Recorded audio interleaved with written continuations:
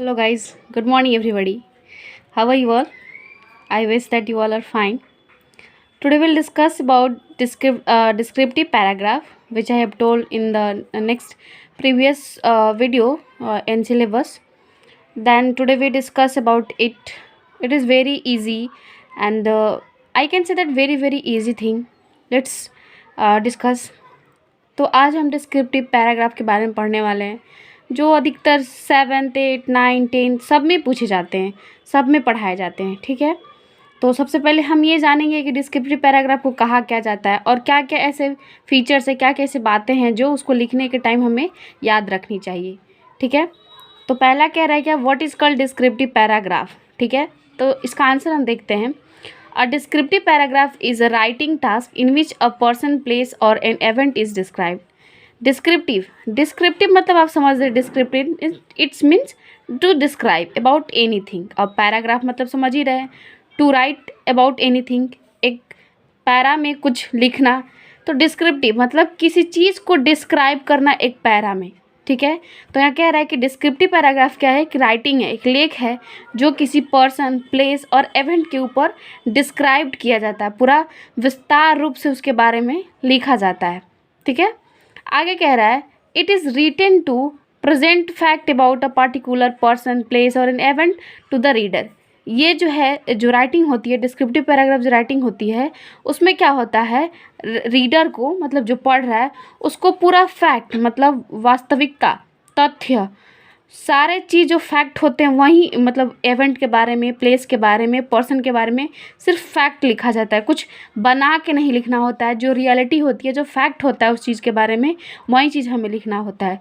ठीक है, sometime verbal or visual clue can also be given in questions to write the paragraph. कभी कभी क्या होता है, डिस्क्रिप्टिव पैराग्राफ जब देता है तो आपको कभी कभी विजुअल क्ल्यूज़ मतलब आप नहीं समझ रहे होंगे, क्ल्यूज़ मतलब तो समझ ही रहे हो, कुछ हिंट्स देता है कुछ लिखने के लिए। और से विजुअल मतलब कुछ फ़ोटोज़ वगैरह दे देगा, कहीं की फ़ोटोज़ जिस चीज़ के बारे में आपको डिस्क्राइब करने के लिए देगा, वहाँ पे कभी फ़ोटो दे देगा और बोलेगा कि इनके बारे में आप क्या करो, डिस्क्रिप्टिव पैराग्राफ लिखो। और कभी हिंट दे देगा, मतलब नाम दे दिया, जैसे कि मान लो आपके फादर के बारे में, ग्रैंडफादर के बारे में बोल दिया कि डिस्क्रिप्टिव पैराग्राफ लिखो, और वहाँ पे आपका हिंट दे देगा, जस्ट एज्यूम करके देगा कि मान लो ये आपके ग्रैंडफादर है, उसके ऊपर आपको डिस्क्रिप्टिव पैराग्राफ लिखने हैं।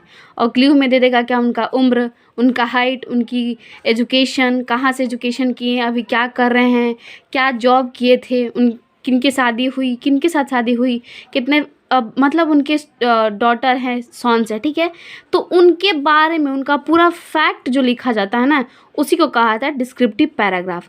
डिस्क्रिप्टिव पैराग्राफ में आप अपने मन से कुछ जोड़ के नहीं लिख सकते हो। ठीक है, डिस्क्रिप्टिव पैराग्राफ में क्या होता है, उसके बारे में, उसके फैक्ट को डिस्क्राइब किया जाता है। ठीक है, चलिए, द वर्बल क्ल्यू और क्ल्यू तो आप समझ गए। आगे आता है हमारा points to be keeped in mind while writing descriptive paragraph. वो पॉइंट्स जो हमें माइंड मतलब दिमाग में याद रखना है इस चीज़ को कि कैसे लिखना है, वो सारी चीज़ें हम इसमें देखेंगे। पहला कह रहा है it should give complete details about person, place, thing which is given in questions. इसमें क्या होता है, हमें कंप्लीट डिटेल्स मतलब पूरी डिटेल्स, पूरी जानकारी उस पर्सन के बारे में, प्लेस के बारे में और उस चीज़ के बारे में हमें देनी होती है जो हमें क्वेश्चन पूछ रहा होता है। ठीक है, जिसके बारे में पूछ रहा होता है। आगे कह रहा है the word limit of 100 to 150 words should be adhered to strictly and use simple language and short sentence in writing the paragraph. Word limit जो होती है वो 100 से 150 वर्ड्स में ही होनी चाहिए। ठीक है, इससे ना कम, इससे कम नहीं होनी चाहिए। ठीक है, इससे ज़्यादा हो सकती है, लेकिन मतलब 100 से 150 के वर्ड्स में होना चाहिए, ना इससे ज़्यादा और ना इससे कम होना चाहिए। ठीक है, और कह रहा है क्या, और शॉर्ट लैंग्वेज, शॉर्ट सेंटेंस हमें उसके लिए यूज़ करनी होती है, और लैंग्वेज सिंपल लैंग्वेज यूज़ करना होता है, कुछ खास लैंग्वेज नहीं यूज़ करना होता है। आगे कह रहा है third number, it should not include the opinion of writer और एनी स्पेकुलेशंस, पर्सनल कमेंट्स और recommendation about the person, place और event being described in the paragraph. हमने जैसे आपको पहले बताया था कि उसमें क्या होता है, फैक्ट मतलब वास्तविकता बतानी होती है उस पर्सन के बारे में, प्लेस के बारे में, फिर इवेंट जिसके बारे में दिया हो। कि यहाँ कह रहा है कि यहाँ पे जो है राइटर का खुद का ओपिनियन, खुद का ओपिनियन ऑफ द राइटर और एनी स्पेकुलेशन। स्पेकुलेशन मतलब होता है क्या, गेस करके किसी क्वेश्चन का आंसर देना, मतलब आपको उस चीज़ का आंसर नहीं पता, अपने से गेस करके जोड़ के बोल रहे हो, उसको कहते हैं स्पेकुलेशंस। पर्सनल कमेंट्स और रिकमेंडेशन, मतलब कि आपको जो है डिस्क्रिप्टिव पैराग्राफ में खुद का ओपिनियन, खुद का राय विचार नहीं देना होता है। क्या देना होता है, बस उसकी फैक्ट, यानी उसके बारे में जो है रियलिटी है, उसके बारे में जो नॉलेजेस है, जो रियलिटी है, वही चीज़ लिखना होता है। अपना ओपिनियन, अपना राय विचार मुद्दा नहीं रखना होता है। जो रियलिटी है उसी को डिस्क्रिप्टिव पैराग्राफ में लिखा जाता है। जैसे कि हमने जो अभी पढ़ा डिस्क्रिप्टिव पैराग्राफ, उसका मैं आपको एग्जाम्पल भी यहाँ पे दिखा के समझाना चाहता हूँ। देखिए यहाँ पे, देखिए जैसे पहले कह रहा है क्या, write a descriptive paragraph on a social figure you admire the most based on the clue in the given box. 100 to 50 words दे दिया। वर्ड्स आपको name of personality, physical feature, birth place, date, reason for being famous, his her struggle, major achievement, qualities that you admire the most about her.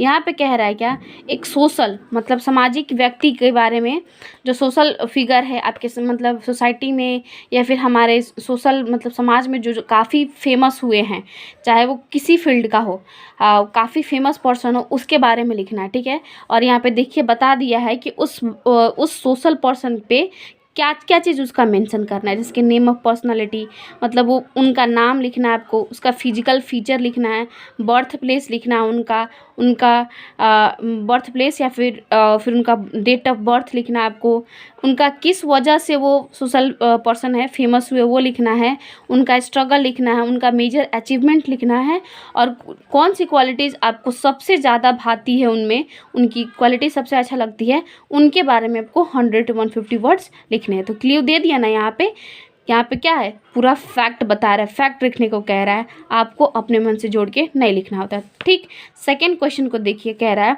Right a descriptive paragraph based on the visual clue given below.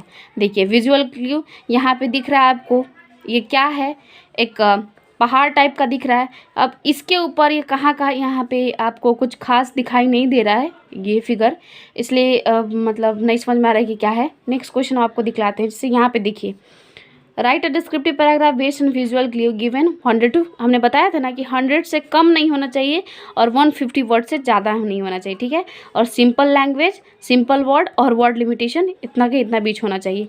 तो यहाँ पे आपको दे दिया visual clues, ये कौन है, महात्मा गांधी, ये तो समझ में आ रहा होगा।